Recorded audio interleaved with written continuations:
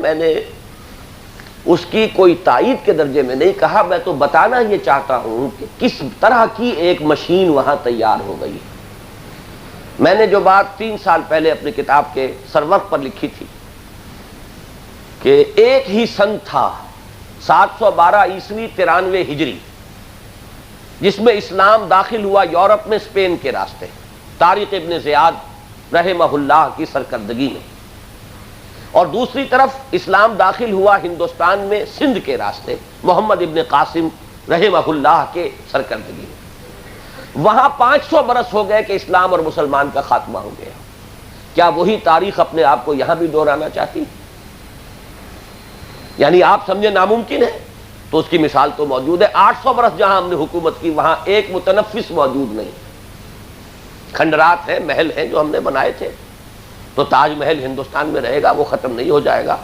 لیکن یہ ہے کہ کیا مسلمان کے خاتمے کا وقت آ گیا ہے؟ یہ انہونی بات نہ سمجھیے. میں اس کے لیے بتایا کرتا ہوں کہ ایک جو رد عمل ہندوؤں کے اندر پیدا ہوا، اور خاص طور پر یہ جن سنگھ اور RSS قسم کی تنظیمیں جو ابھریں، ان کا مقصد ہے کہ ہندوستان کو اسلام سے پاک کیا جائے. نکلیئر ڈیم ہے ان کا. خاص طور پر پارٹیشن کے بعد تو ان کا معاملہ جو ہے اور گہرا ہو گیا کہ جب تم نے اپنے حصے کا جو بٹوارا کروا لیا اور ہماری گو ماتا کو تم نے ٹکڑے کروا دیے، تو اب جاؤ وہاں پر، یہاں کیا لے رہے ہو؟ یہ تحریکیں جو ہے ابھی وہاں دبی ہوئی تھیں.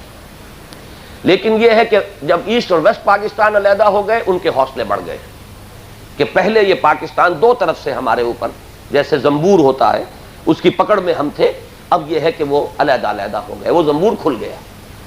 پھر جس طریقے سے انہوں نے ترقی کی ہے اور ہم نے جس طریقے سے تنزل کیا ہے وہ بھی سب کے سامنے ہے. میں نے رات بھی شاید سنایا تھا کہ نہیں، 40 برس کا فرق جو ہے.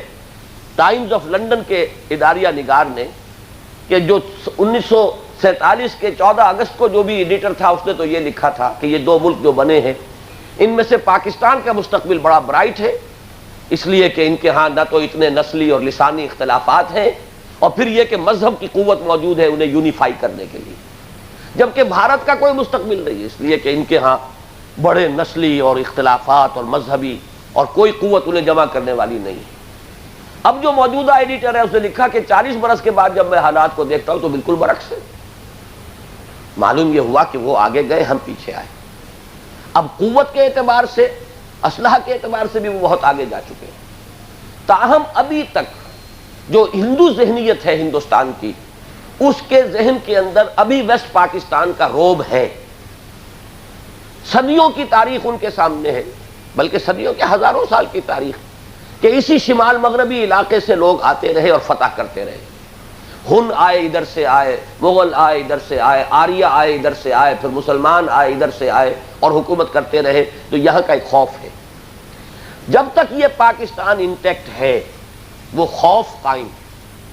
خدا نہ خواستہ اس مغربی پاکستان کو بھی رکھ پہنچ گئی، وہ خوف ختم ہو جائے. پھر اصل ذہنیت سامنے آئے گی وہاں پر ان تنظیموں کی. ابھی وہ منتظر ہے. یہ ہے میرا تجزیہ. تو اگر خدا نہ خواستہ یہاں کچھ ہو گیا تو پھر کیا سیلاب وہاں پر آتا ہے، خود وہاں کے مسلمان پر اور پھر یہ کہ اس پورے علاقے پر، اس کا کوئی اندازہ آپ نہیں کر سکتے. اور بالکل یہ چیز مبالغے پر مبنی نہیں ہے کہ اسپین کی تاریخ دہرائی جا سکتی.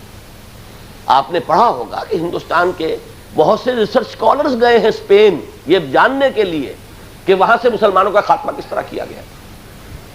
یہ ہے وہ حالات کہ اس میں اس ملک کی سالمیت اور اس کی یکجہتی، اس کا بڑا ہی اہمیت کا معاملہ ہے، نہ صرف مسلمانوں نے پاکستان کے لیے بلکہ میں جس کو جنوبی ایشیا کہا جاتا ہے اس پورے خطے کے مسلمانوں کے. اس اعتبار سے صرف میں تذکرہ کیا کرتا ہوں RSS کا. باقی یہ ہے کہ وہ ہمارے لیے کوئی اسوہ نہیں، ہمارے لیے ان کا کوئی طرز عمل دلیل نہیں. میں نے تو رات بھی کہا تھا کہ ان کے جو پرچارک ہیں اگرچہ ان کا جو معاملہ ایک شادی نہ کرے وہ ہمارے دین کا معاملہ نہیں ہے. یہاں تو النکاح من سنتی من رغب عن سنتی فلیس منی. ہم تو ہر نکاح کے خطبے میں یہ حدیثیں پڑھتے ہیں. گھر گھرستی کی زندگی کے اندر رہتے ہوئے کام کرو تب کمال ہے نا. اگر یہ غیر فطری زندگی بسر کر کے، اور جیسا کہ انہوں نے کہا ہے کہ ظاہر بات ہے اس غیر فطری زندگی کے اندر پھر بہت سے خطرات ہوتے ہیں، نہ معلوم کس راستے سے آدمی جو ہے وہ اپنی اس خواہش اور شہوت کو پورا کرتا ہے. آخر فطرت کا ایک تقاضا ہے. جیسے راہب خانے جو تھے عیسائیوں کے، ان کے تہخانوں کے اندر ناجائز اولاد کے جو ہے قبرستان بنتے چلے گئے، اور یہ کوئی ان کے دشمنوں نے نہیں لکھا، خود عیسائی جو ہے ہسٹری آف کرسچین موناسٹسزم کے اوپر جو موضوعات پر کتابیں لکھی گئی ان میں لکھا گیا. تو یہ تو خلاف فطرت معاملہ ہے، اس میں آپ سے اتفاق کرتا ہوں.